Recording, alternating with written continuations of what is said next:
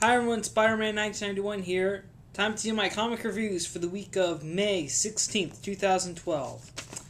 Okay, I'm going to try to keep this one quick because there's only 3 comics here. First off, only one comic from DC, and that is Justice League number 9. For the first 4 pages, we're taking in a flashback from 4 years ago, which is 1 year after the Justice League's first adventure.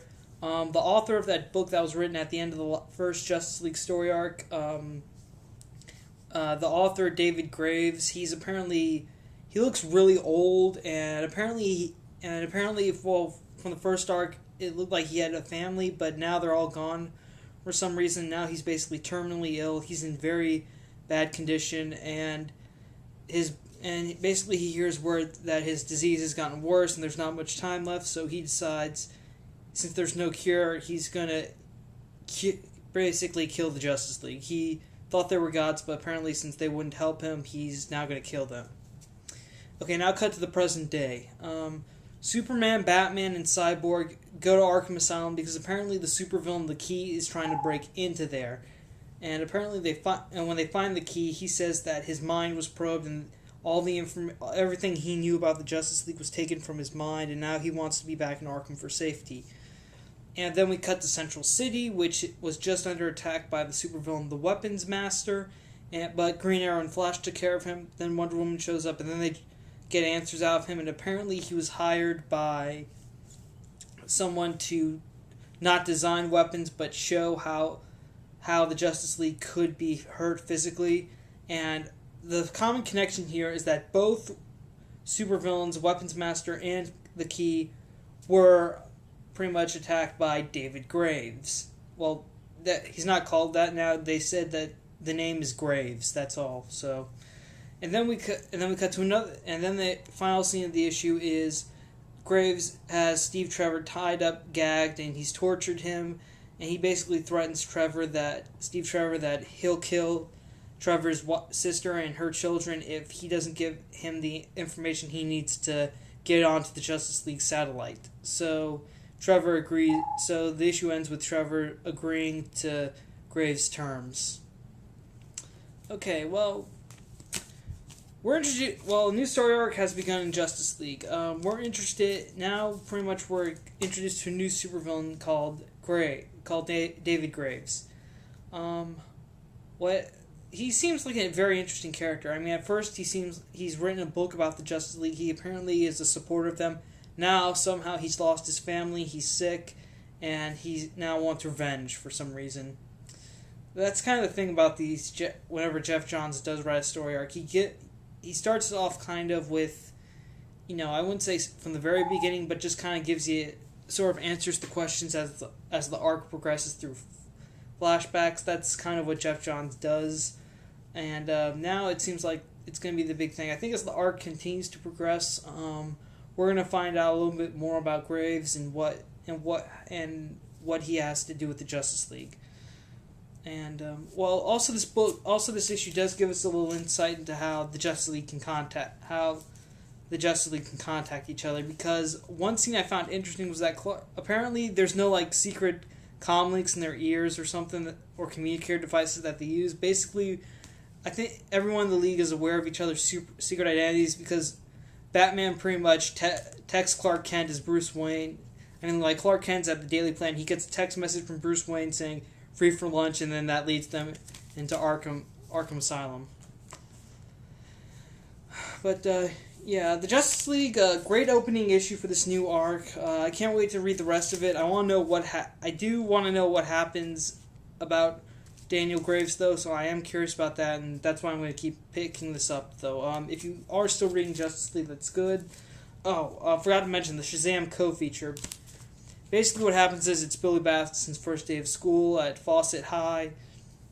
He goes in, but then some rich kid bullies start harassing two of his foster brothers, and then Billy steps in and he basically beats them because Billy doesn't like bullies. But then later, Billy's seen at the principal, and the father of the rich kids is basically warning them not to come near his kids again, and I don't know, basically the way the Shazam started was that Billy was, I'd say, a kid who's been through a lot. He's been hurt. He doesn't trust anyone, doesn't really like anyone. But then in this issue, it proves that there is some good in him because he was able to stand up for his siblings, just even though for the purpose of he doesn't like bullies, but it's still something. Oh, and also Dr. Sivana has apparently found the Tomb of Black Adam, and now he got struck by some lightning, not all of it, but just some, and now apparently he can see magic. I don't know what that means, but the Shazam co-feature is pretty great. Again, I really like Justice League right now. The main arc is great, and so is the Shazam co-feature, so I definitely recommend picking it up. Alright, now for a Marvel comic. Avengers Academy number 30. Alright, I'd say that this issue centers on X-23 because she's like Wolverine in this situation. She's stuck trying to choose between X-Men or Avengers, and in this case, because we have all the teenage mutants from Utopia stuck on Avengers Academy, tensions starting to flare between the Academy students and the X-teens, and basically there's almost going to be a fight to happen, but then they discover that one of the Avengers Academy students, Justin, he has the Sentinel. They discover the Sentinel, and that freaks them out, and they think that but X-23 is able to calm both sides down and tries to and reasons with them. But right when she's done giving her speech, Sebastian Shaw shows up, and we are given, and also throughout the issue, we are shown what's going on with Sebastian Shaw after he broke out of his cell. He basically takes out every single one of the faculty, which at this point it just consists of Hercules and Tigra. He takes them both out. Then he heads straight, and then the issue ends with Shaw getting ready to confront the kids. All right, the reason why Shaw is going after the kids is because he wants to hurt Emma Frost because apparently in recent X-Men issues Emma mind wiped Sebastian Shaw into forgetting who he was. Now Shaw has some memory and he wants revenge, so he's gonna pretty much attack Emma, pretty much try to kill Emma's students because as a way to hurt her. Because the thing that made Emma Frost hurt the most was when her students on Genosha Island died. So now Shaw's trying to do the same thing. Avengers Academy number 30. I'd say if you're an X-23 fan, you should definitely pick this up because, I think at first when people heard that she was going to be in this book, she would just be kind of like a background character or something. But I think she's, there are a few issues that center on her, and this is one of them. And I think a lot of X-23 fans are going to like this issue. And, by the way, this whole fight on the front cover, Metal versus Shaw, it doesn't happen. Pretty much the only real fight is between Shaw and Hercules.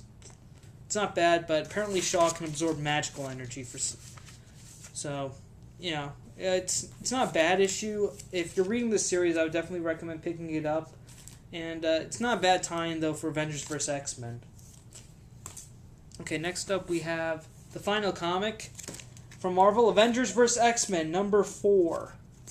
Alright, well, continuing where the last issue was, Hope finds Wolverine follows a trail of beer cans, unopened beer cans, to a ship that was piloted by Hope. And Hope's there, and she offers to make Wolverine a deal. He helps her get to the moon, get into space, so that she can get to the Phoenix Force, because she does believe that she can do some good. She can control the Phoenix and do some good. However, she's also worried that she might lose control, and in case she does, she wants Wolverine right there near her so he can kill her. So Wolverine agrees, and basically Hope and Wolverine.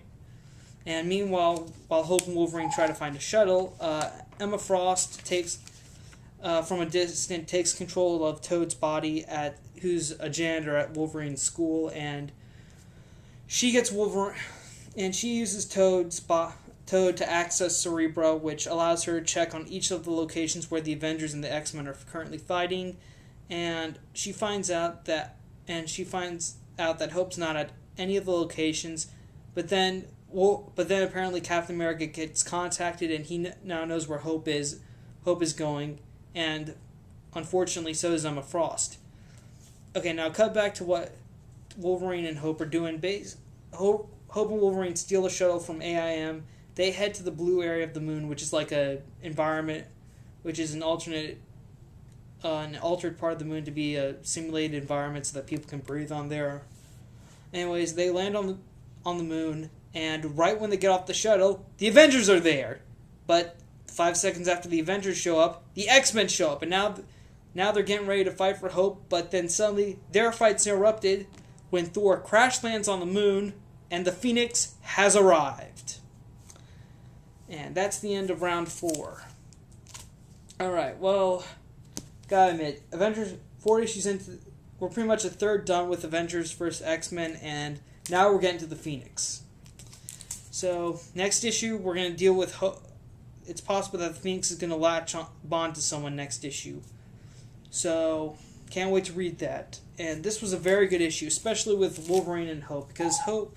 I think it's great that Hope even acknowledged that she could go insane with this, and she wants someone to, kill her in case she does get insane, and so she chooses Wolverine because Wolverine, well, he obviously wanted to do that since that was his first instinct when he heard the Phoenix coming back. Still, Avengers vs. X-Men is a great event. Now we're practically a third of the way done. Now we're getting to the Phoenix, which is great. And then pretty soon we're going to enter I believe Marvel want this to be like, I think the second act either starts next issue or the issue after that, and I think the Scarlet Witch is going to come into the next few issues. But, Avengers vs. X-Men is still a great issue. I love, very nice. Also, Tony Stark is working on a way to fight the Phoenix, though. Don't get any ideas that it's just going to be the Avengers and the X-Men fighting. While the fighting's going on, Tony Stark's been... Because during the scene where they cut to the Savage Land, Captain America is communicating with Tony Stark, and Tony Stark is working on something to fight the Phoenix. So can't wait to see what Tony has planned. And I really can't wait for next issue, because now the Phoenix has arrived. Now I guess they can really get the party started. Okay, and that's it for my comic reviews for this week. Short rundown: Avengers vs. X-Men. Hope makes it to the moon with help of Wolverine, but the Avengers and X-Men arrive, and so is the Phoenix. Definitely a buy. Avengers Academy number 30. The issue does center a lot on X-23. I would definitely recommend it. It's definitely a buy for X-23 fans. And Justice League number 9. Start of a new story arc. It looks very interesting. I can't wait. It really, so far this first part makes me want to know more about what's going to happen and who David Graves is. And also, the Shazam co-feature is pretty awesome. Definitely a buy. And that's all I have to say about my comic books for this week. Spider-Man 1991 saying see you later.